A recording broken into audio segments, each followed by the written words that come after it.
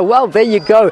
Just giving the end of the performance to you here on the program. They've been fantastic. The Nkomazi cultural group that have been performing for us all morning, and I'm sure they'll do a play out for us as well. They're still going. They haven't stopped. They got all the energy in the world. Thanks so much to them.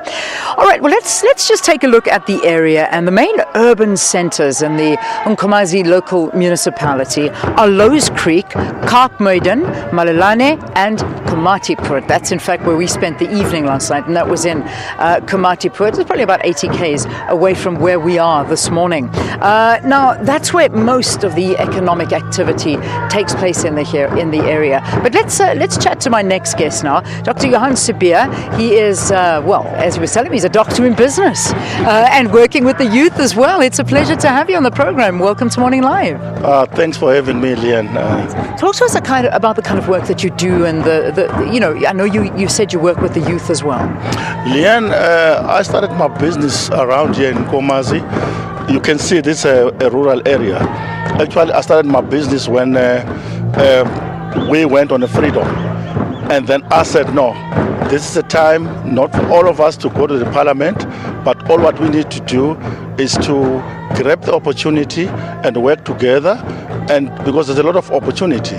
And if you want to be successful in business, you have to look at other people and empower them. As I'm standing in front of you today, I'm proud to say to you, I bought all the jet music countrywide, which were closing down, in order to assist the artists that are all around. When SABC announced that you are going to play the 90% of our local music, then I also said, no, we can't afford to close all the stores. Let's get all the stores. I'm putting 90% of the local music into my shop countrywide, and it has grown to 260% as we speak today. That is fantastic. So what are they called? Jet? What's it named? The Jet store? Music stores. Jet Music Stores. Yes. And you find them all around this area? You find all around KZN, Johannesburg, in Maponya Mall as we speak is there. You go to Mpangeni, you go all over. You find it there.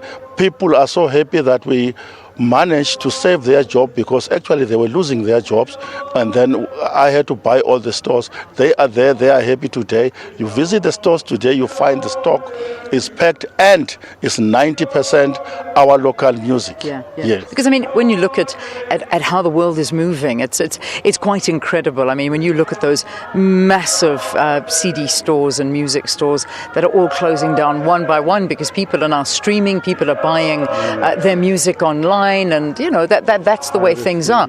But what you're saying is that that's not the case out here. People still want to buy a physical CD, particularly when it comes to local music. Yes, actually we were making a lot of mistakes into the shops, because our local artists were not given any opportunities to get into these stores, including all the piracy, including everything that we have now. I am putting, and I'm opening more shops as we speak now in Manguzi. We're opening a shop at Melo. We're opening a shop in Limpopo. We're opening a shop. They are buying the music. The people are supporting music, especially the customer on jazz. They don't mind buying a CD for 300 rand. They do buy those CDs because they like it. They want original. They don't want piracy. What I'm happy about is that since I started and I bought these stores, there's a lot of artists that have benefited. Also with the help from, you see I'm coming from Nkomazi here, and with the help of our mayor around here, Mam Tulsi Lekosa, who always assist us as business people to come together and assist other people. It's not that when we've got the freedom, we all have to go to parliament. We need to sit down and assist, especially the youth. I want to build a board of directors whereby we will teach them how to handle finance, how to run the business as well, so that they can have their own business, than to go all around and say, our government is not giving us any job and we got nothing and all that. Let's stand up and work together. Stop blaming. And stop blaming. Stop the blame. That's very important, yes. It's a very important thing to stop the blaming. And that was one thing that I noted in the interview with the spokesperson from the municipality. that it almost felt that he was passing the blame onto the main Department of Education, of the Department of Human Settlements, for the problems that's going through here in these areas. But, it is up to people here, and particularly those managers that are here in charge of these areas. They must get out there and get their hands dirty and make sure that things are working. You cannot blame everybody, and I think what you're doing is the right thing. You're going and making opportunities for people. But when we talk about opportunities, I mean, are the musicians perhaps in this area making a living? Are they finding that their lives are okay, even though it's a very difficult industry to be in, music? Yeah, they are.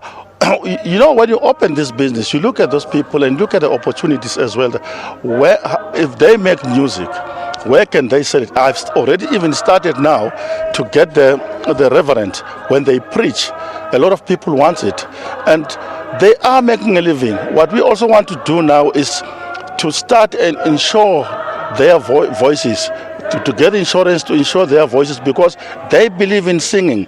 They don't believe in any other job. They look after the family, because the statistics says if one person is working, he can be able to feed 9 people. If we all can come together and say, this is what we want to do, as I'm speaking to you now, I'm a patron of all the schools around in Nkomazi. I go into all the schools and encourage the schools and the parents to say, let's make sure, if you can check how the passing rate has grown in Nkomazi, is because we come together and say, this is what we want to do. And I'm also a board member of MRTT, whereby we're taking all those who didn't make it in matric to come in, and we say, use your hands so that you can make a living as well. Person from Nkomazi in a rural area next to Mozambique and Swaziland. Wonderful, absolutely wonderful. It's inspiring, and I thank you so much for talking to us here on the program. Dr. Sibiya, making opportunities for a lot of the youth around here and buying record stores around the country, and particularly here in this area, that are thriving. So well done, and no doubt SABC will be playing that music with its 90% quota, and that's really what it's all about. It's just giving the airtime to these musicians. Thank you again. Thanks so much. All right, we want to focus more on the municipality now. It's channeled 80% of its total budget to water, and we've been speaking about how bad the situation is when it comes to water. Some villages have absolutely no access to water at all. The municipality claims to have achieved most of its programs outlined for the past 5 years, but vandalism and crime threatens the gains that have been made so far. Have a look. Nkomazi, a rural municipality neighboring Swaziland and Mozambique. The poor municipality has a population of about 400,000 people. But illegal immigrants lay low in Nkomazi while considering their next destination. 80% of our budget has been set aside for water-related projects, and all the projects have been completed, particularly those which have been done in the previous years. But we are still continuing to ensure that a number of villages get clean and running water through our projects that we are busy implementing. Nkomazi, like most rural municipalities, is unable to keep up with service delivery. This due to the mushrooming of informal settlements. But the locals are grateful for the least they get. We are glad that we have electricity and water, but now we want tarmac streets. We are happy to finally have water. We need employment opportunities. But cable theft derails the municipality's plans. Chief amongst these challenges that we are faced with is that whenever we are busy with projects, particularly water-related projects, you will get criminals coming in to vandalize those projects. They will steal the copper cables, and that derails the delivery of services.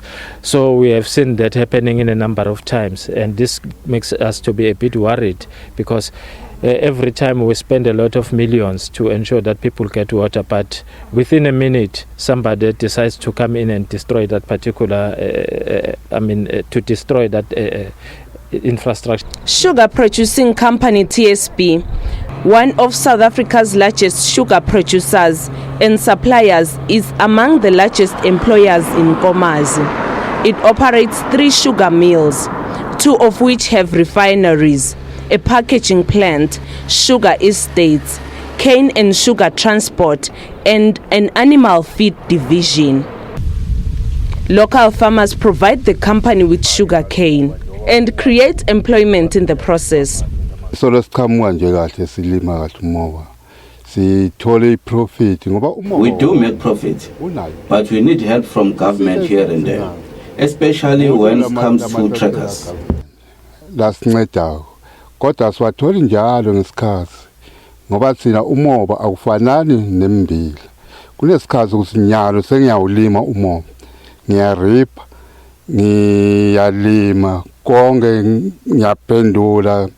Kwendeke singasitholi ngawathola umatractor lawo. Nkomazi boasts tourist attraction sites such as the Samora Marshall Monument in Mbuzini.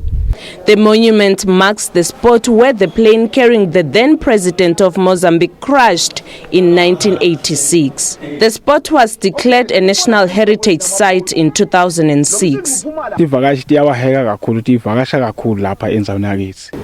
municipality benefits here and not much the community. Tourists do come. They come here to see like how the plane crashed and all that. I just brought the kids and my parents so that they can see the memorial site of Marshall and what happened, so that we can get some explanation from the tour guides here on what happened on the day, and just to know about our history actually, and the relationship we have with the Mozambique and South Africa. Youth unemployment rate stands at 42.3%, and the municipality has partnered with investors to build shopping malls among others to create much needed employment. Sipephile Kunene, SABC, Nkomazi.